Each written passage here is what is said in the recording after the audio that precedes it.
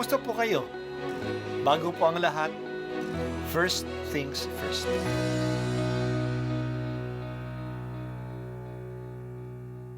Good morning po. Sinisimulan po natin ngayon ang first things first. At dito po, tinatalakay natin sa unang bahagi ng umaga natin ay ang first readings na binabasa po sa banal na misa.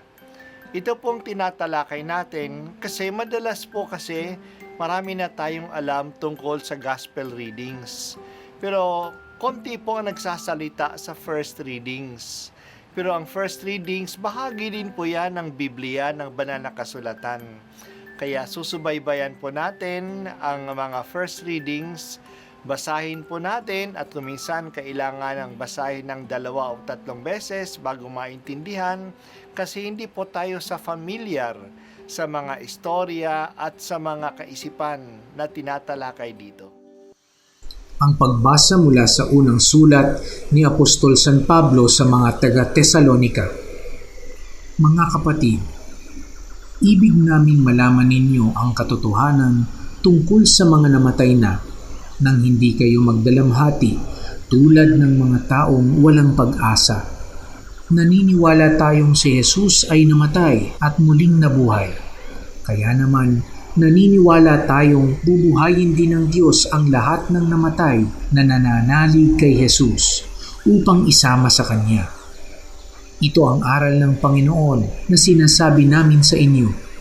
Pagparito ng Panginoon, tayong mga buhay ay hindi mauuna sa mga namatay na.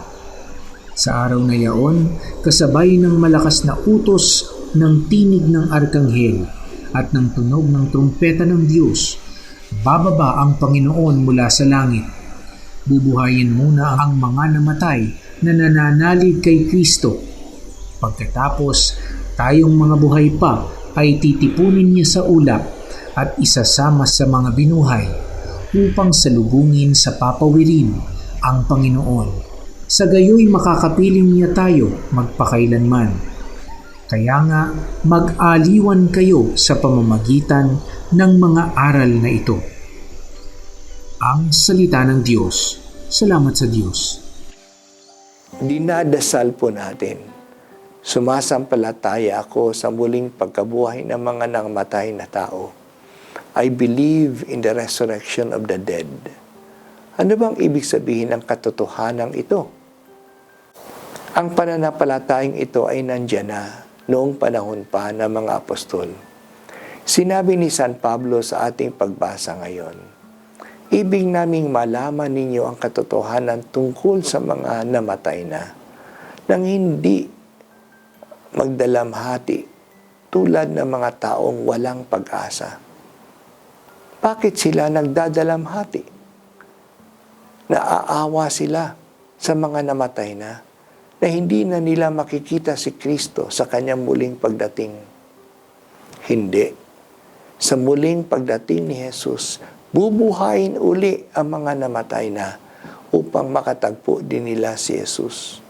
Pagdating ng panahon ng pagbabalik ni Jesus, siya ay darating para sa mga namatay na at para sa mga buhay pa.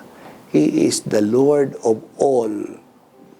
Bubuhayin ang mga patay at kasama sila sa pagsalubong kay Jesus. Sa pagparito ng Panginoon, tayo mga buhay pa ay hindi mauuna sa mga namatay na. Bubuhayin uli ang mga namatay na nananalig kay Kristo.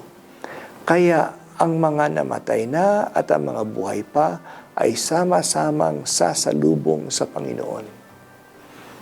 Gagantihan tayong lahat kasi tayo ay nanalig sa Kanya.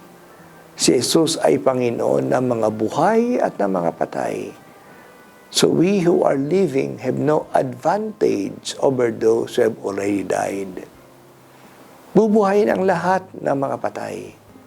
Ito ay magandang balita sa mga namatay na o kaya sa mga namamatay ngayon.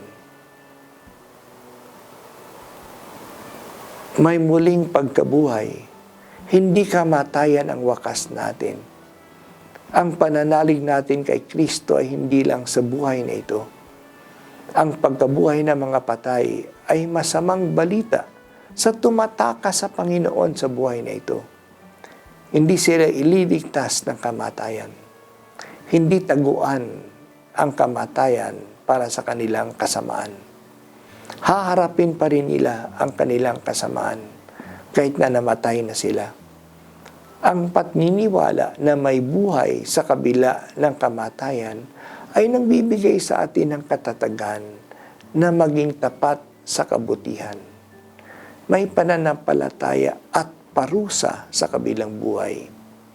Sana ang muling pagkabuhay ay magbigay sa atin ng aliw at ng pag-asa. Nananabay ko, Panginoon, na ikaw ay makatagpo. Magkikita tayong muli. Ito po ang unang pagbasa at ako po ay si Bishop Broderick Pabilio dito sa First Things First.